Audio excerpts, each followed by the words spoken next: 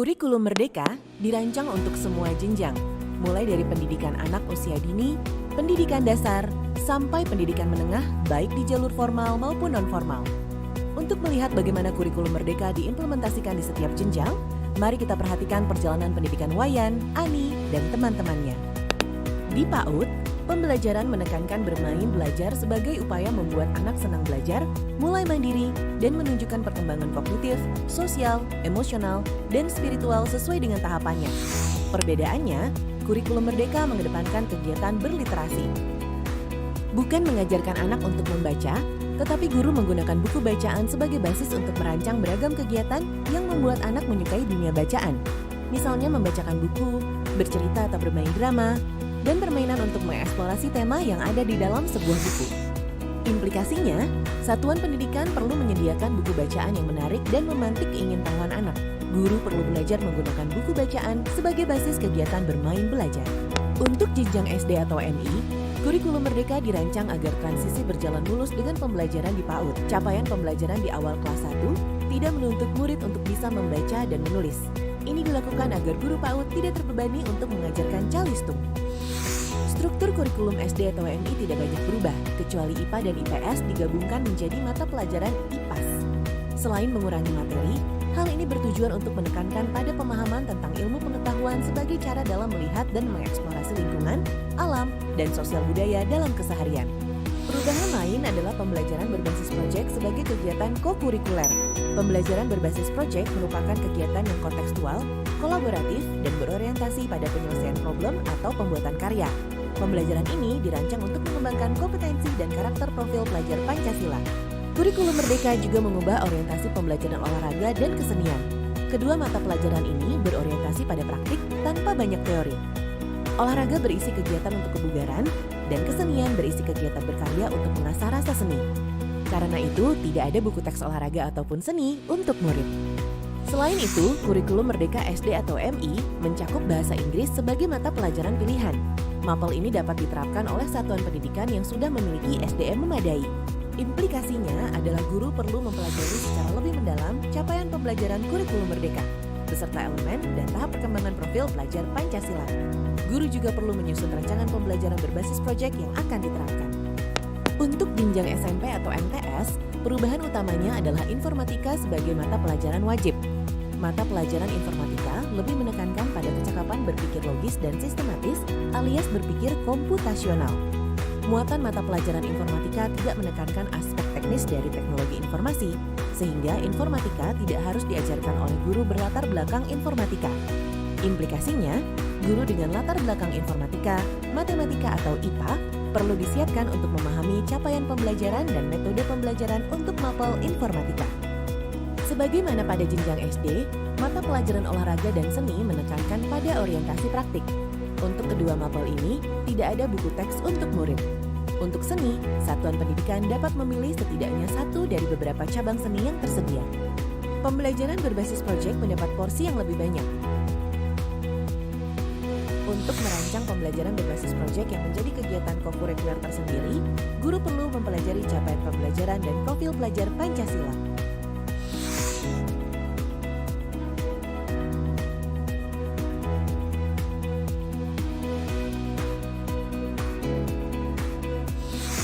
Di jenjang SMA atau MA atau sederajat, kurikulum Merdeka membawa cukup banyak perubahan, terutama tidak adanya peminatan IPA, IPS, dan bahasa. Murid kelas 10 akan mengikuti semua mata pelajaran yang persis seperti ketika mereka masih SMP. Salah satu implikasinya adalah di kelas 10, mapel-mapel IPA yang tadinya terpisah, sekarang menjadi satu mapel. Muatan fisika, biologi, dan kimia tetap ada, namun menjadi bagian dari mapel IPA. Satuan pendidikan dapat memilih untuk mengajarkannya secara terintegrasi, secara paralel, atau menggunakan sistem blok secara bergantian. Murid mempelajari semua mata pelajaran di kelas 10 agar dapat mengeksplorasi minat dan aspirasi karirnya. Murid tidak lagi langsung dikotakkan ke dalam peminatan IPA, IPS, dan bahasa yang nantinya bisa membatasi pilihan kuliah mereka.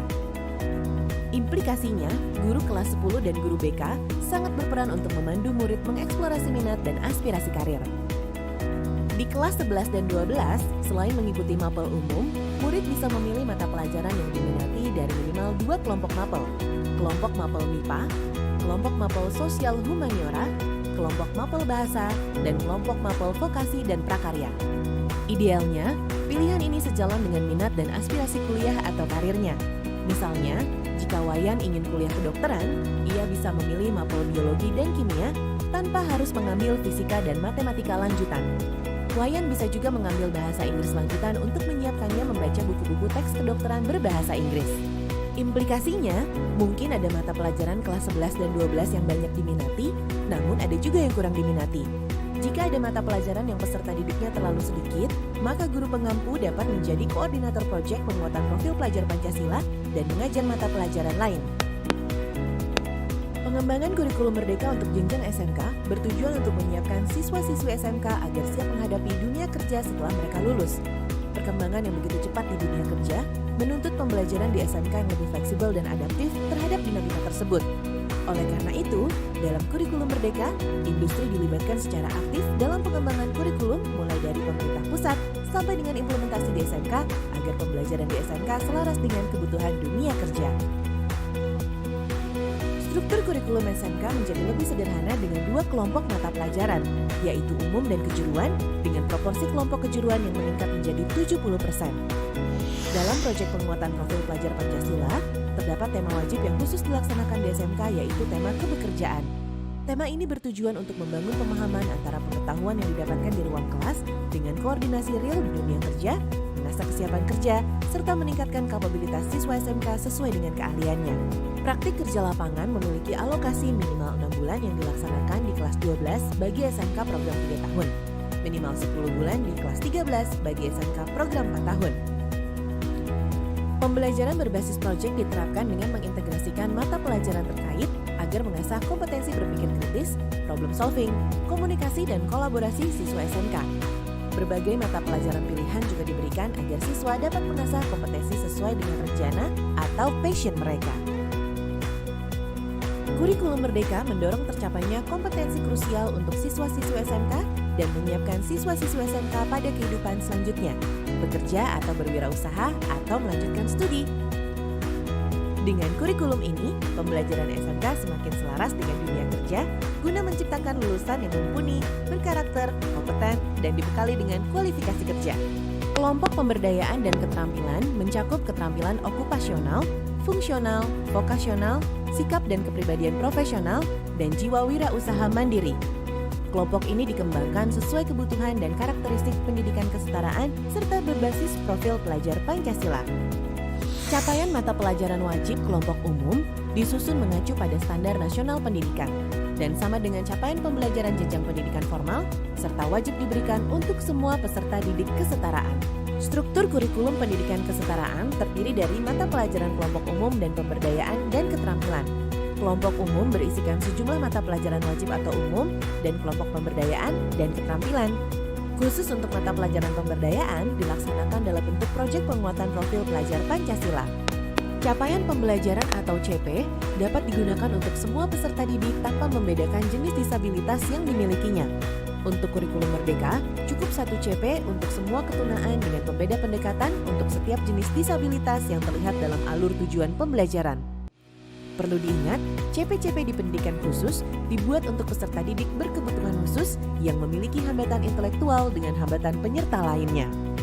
Fase yang digunakan untuk peserta didik berkebutuhan khusus dengan hambatan intelektual menggunakan usia mental sebagai acuan. Penentuan fase didasarkan pada hasil asesmen diagnostik. Untuk peserta didik berkebutuhan khusus tanpa hambatan intelektual, dapat menggunakan CP yang sama dengan CP di sekolah reguler dengan modifikasi kurikulum. Struktur kurikulum berfokus pada life skill dan kemandirian, sehingga muatan keterampilan memegang porsi terbesar baik di SMPLB maupun SMALB.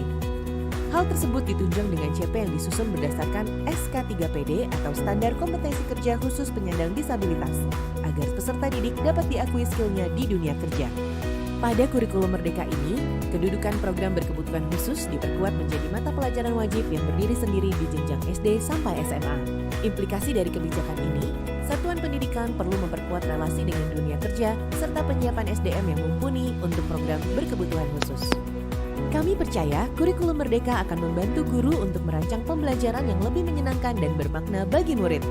Pembelajaran yang menumbuh kembangkan murid secara holistik untuk menjadi pelajar Pancasila yang memiliki identitas keindonesiaan yang kuat dan siap menjawab tantangan masa depannya. Kami harap video ini membantu Bapak dan Ibu memantapkan diri untuk memilih kurikulum merdeka. Selamat berefleksi dan selamat belajar untuk merancang pembelajaran yang lebih bermakna serta lebih menyenangkan untuk peserta didik kita.